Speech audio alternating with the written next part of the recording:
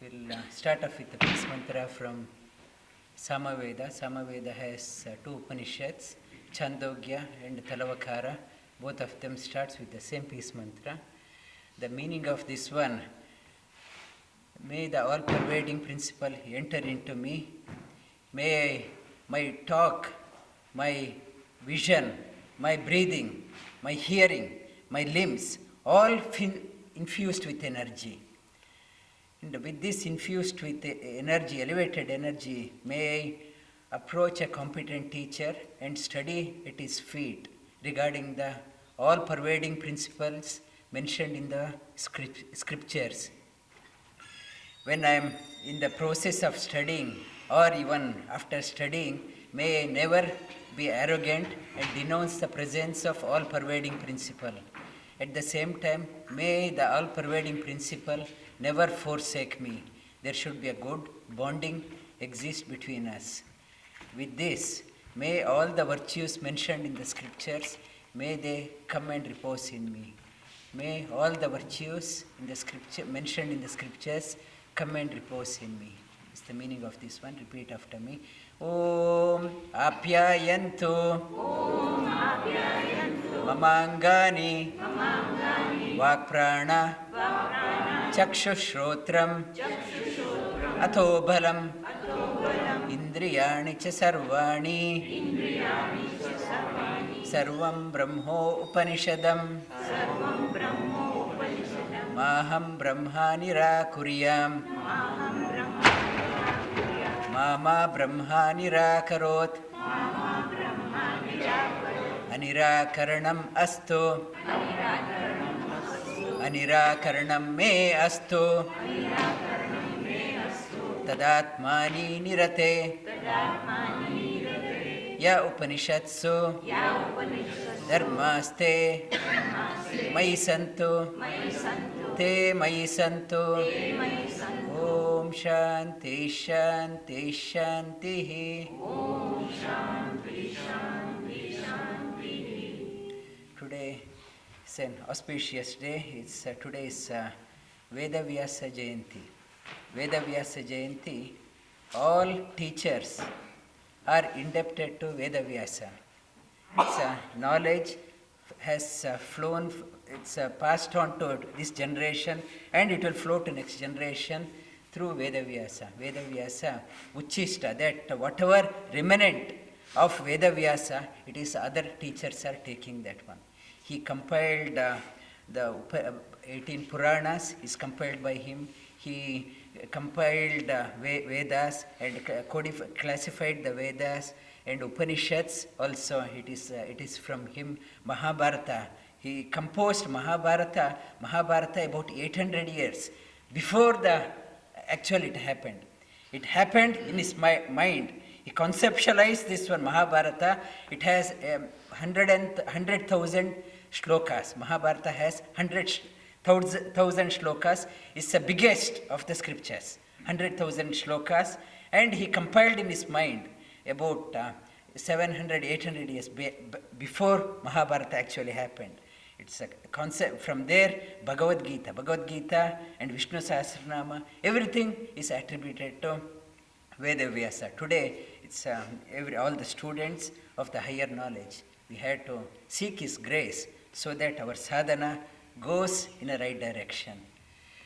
And coming back to yoga in Patanjali Yoga Sutra has 4 sections. It has 195 sutras, 4 sections. First section is called as Samadhi Pada, Samadhi and or yoga and its aims. What is yoga and what is the purpose of yoga? And the second chapter, it talks about Sadhana Pada, how to do the practice, how to do the sadhana. Well, I know now I understood in the first chapter what is yoga and its yoga and its aims. In the second chapter, how to practice. And in the third chapter, it talks about when you are doing the sadhana, various siddhis come to you. Various siddhis. And what are the siddhis you get? In the siddhis are, in the Patanjali also says, in the scripture says, they are the distractions for your sadhana. They are testing how sincere you are in your sadhana. When you are doing the sadhana, various siddhis, you can hear faraway things, you can see something very far, and people moving in the celestial, you can have a vision of that one. And many siddhis you come, that your body becomes light and heavy, and you look young and vibrant. Various siddhis comes in the sadhana, and they are the tempting, tempting us. Are you really after the siddhis, or are you after the sadhana? And many people that even adept teachers, they fall into the siddhis. Like siddhis, for example, from here, Melbourne to Sydney, I want to go to Sydney, I want to reach Sydney tomorrow. And I started today, and on the way, when I'm driving, various suburbs comes, towns comes, Shepparton comes, further down Albury or Yass or Canberra, various suburbs comes, and various suburbs have a fire sale. There is a fire sale here, or it's a super sale. They are tempting that some vegetable or property sale or car sale. They are calling us, come, you come here. Do you want this one? Do you want this one? They are tempting us. My goal is Sydney, but these temptations are calling me. How serious you are? Do you want this one? And if I think, yes, this fire sale is a great deal, I should, what a bargain. I go there, my destination is lost. I stuck here. It's they are saying, do not get swayed by the temptations. In the scriptures, they are saying that many sages, when they are doing the sadhanas, many damsels, many people, they come to test.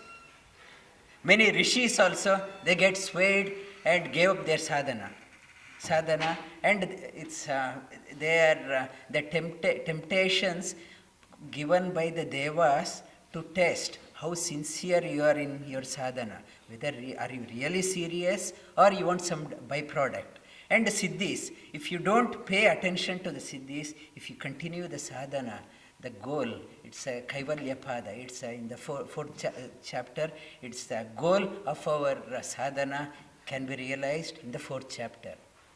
The first chapter is Samadhi Pada, Sadhana Pada, and Vibhuti Pada, and fourth one is Kaivalya Pada.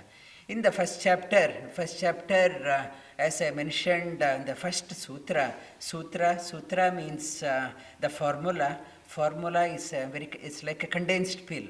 In a small formula it is given, and more you contemplate on that one, new dimensions opens up.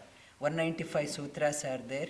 In the first chapter, in the Patanjali, he talks about the first sutra. First sutra says, Atha yoga Anushasanam. Atha, means aha iti brahma. In the Sanskrita, one meaning of means, in English it has come a. And all Indian languages starts with a. Why it is a? Aha iti brahma. Brahma Sutra says, aha iti brahma. Means the highest. All the alphabets in English also, in the other language, starts with the a. Means it's talking about the highest. Atha yoga. Ta means tata. Tata means all pervading principle. The a is the Brahman, the highest, is tata. Tata means who pervades everywhere.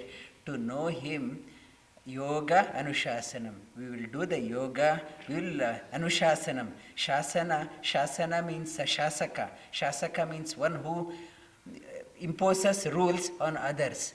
Anushasana means apply the rule onto yourself. Be disciplined in your sadhana. If you want to know the highest, it is not for the weak-hearted or casual people. You have to be very serious. Those who are serious in sadhana, that can be possible. First sutra itself says, Atha yoga Anushasanam. To do that one, you have to be serious. To get the highest, with the trivial effort, it is not possible.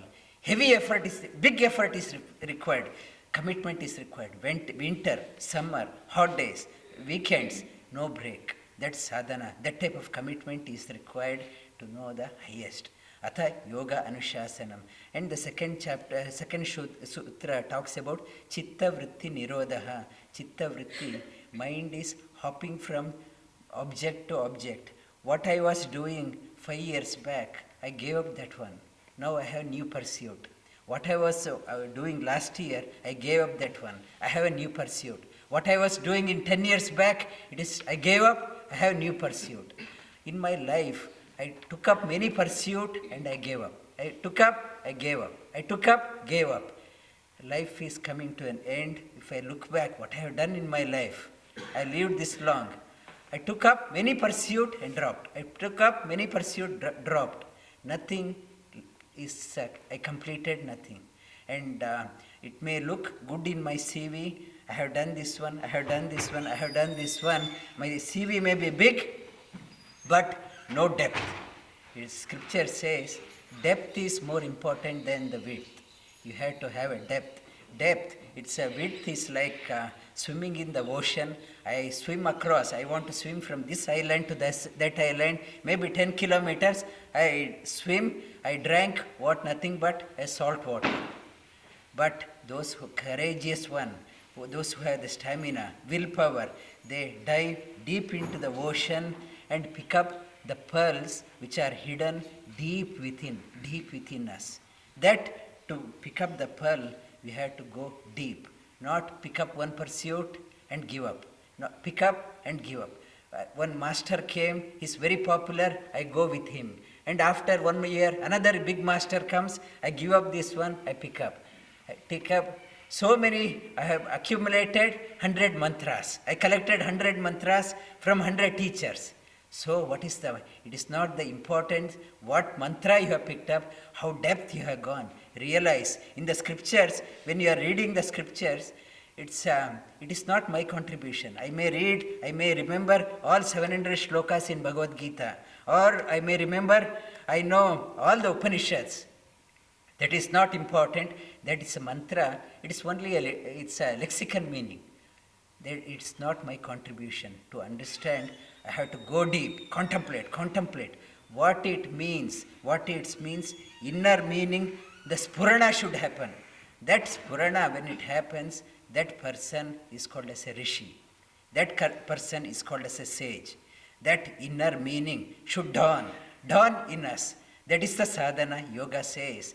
Until then, it is not my contribution. I may go to all the tirtha yatras, I may go to all the temples. It is only accumulating few things. But to become realized, when you come out, when you realize that one, when you go, the spurana, intuition dawns in. It happens when you start going deep within. For that one, severe, intense commitment is required. That your intensity is proportional to the outcome. And to invoke him, the highest, all-pervading, the highest effort is required from us. That is the yoga sadhana. Yoga sadhana, it's not for the weak-hearted, it is not for the casual people, it is not for, I want to try this one. It is not for trying. Be serious in your sadhana and you see the result yourself. There is a potential of rishi in every one of us. It is not for dedicated to some people. Make an effort. Don't say that I'm an ordinary person. I don't know the language. I don't know this one. When you take a step, be bold, go deep. You'll find some teachers come in your way and guide you accordingly. And the important thing, your sincerity, your commitment is the paramount in the sadhana. Lie down on your back.